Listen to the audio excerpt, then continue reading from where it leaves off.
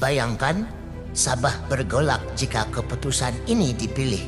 Adakah GRS benar-benar bersedia untuk bertarung sendirian? Saya akan dedahkan isi penuh kenyataan Datuk Kenny Chua dan ambil pandangan dari pelbagai sudut. Pastikan anda tonton sampai akhir.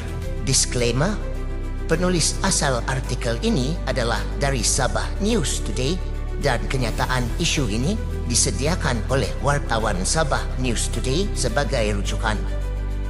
Baiklah, pada kali ini kita akan membahaskan satu kenyataan yang telah dikeluarkan oleh Timbalan Presiden Star Sabah, Datuk Kenny Chua.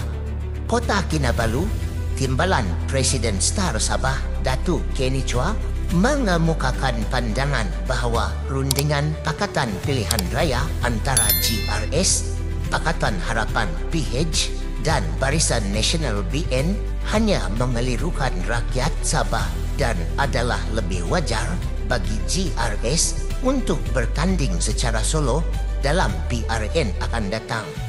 Beliau menyatakan rundingan itu tidak mewakili sentimen akar umbi serta mengundang kekeliruan yang tidak sepatutnya berlaku.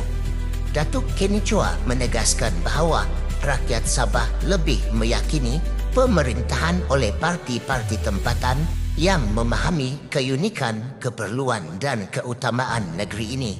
Beliau menyifatkan bahawa hasrat rakyat Sabah adalah agar parti tempatan yang memerintah tanpa dicampuri oleh gabungan nasional yang sentiasa menimbulkan kekeliruan politik negeri Sabah. Tambah beliau, sebarang cubaan mendesak kerjasama dipandang sebagai perkahwinan paksa, satu pendekatan yang diyakini tidak akan diterima baik oleh pengundi Sabah.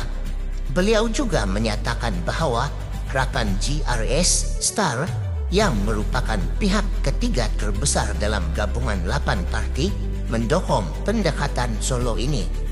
Walaupun Presiden GRS Datuk Seri Haji Jinor belum mengulas lanjut mengenai kenyataan beliau pada 27 Julai bahawa GRS telah bersetuju membentuk Pakatan Pilihan Raya dengan PH.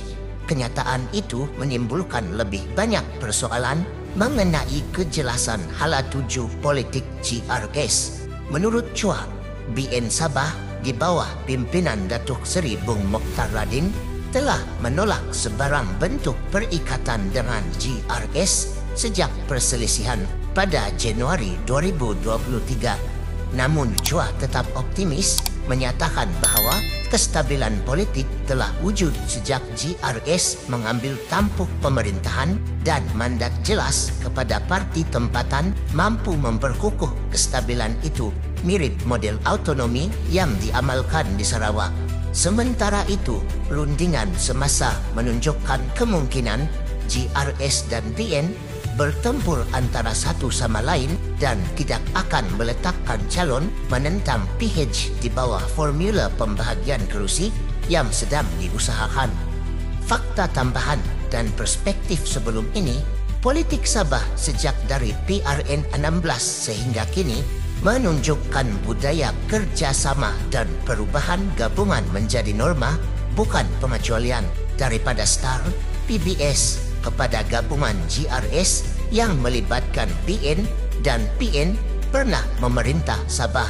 Analisis mendapati bahawa parti tempatan seperti GRS, Warisan dan PGRS dilihat lebih dekat dengan sentimen rakyat Sabah, manakala kerjasama BN, PH mungkin dianggap pragmatik tetapi kurang resonan secara emosional dengan akar umbi kerana persepsi bahawa mereka adalah entiti luar semenanjung.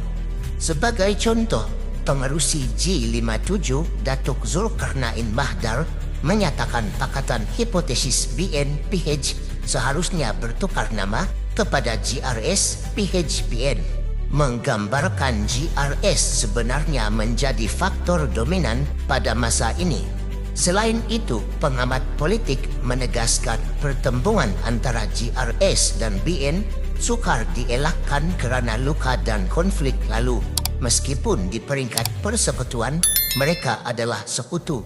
Kini timbul beberapa persoalan adakah pernyataan Kenny Chua ini tulus semata-mata mewakili sentimen akar umbi atau satu strategi politikal untuk mendominasi medan PRN dengan semangat parti tempatan?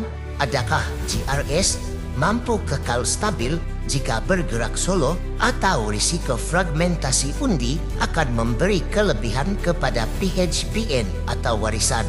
Adakah perkahwinan paksa pakatan GRS PHBN ini wajar dihindari atas alasan emosi rakyat? Atau adakah kompromi perlu demi kestabilan jangka panjang?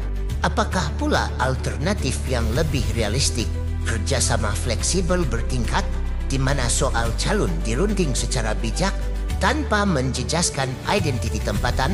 Bagaimana pula reaksi BN dan PH secara strategik?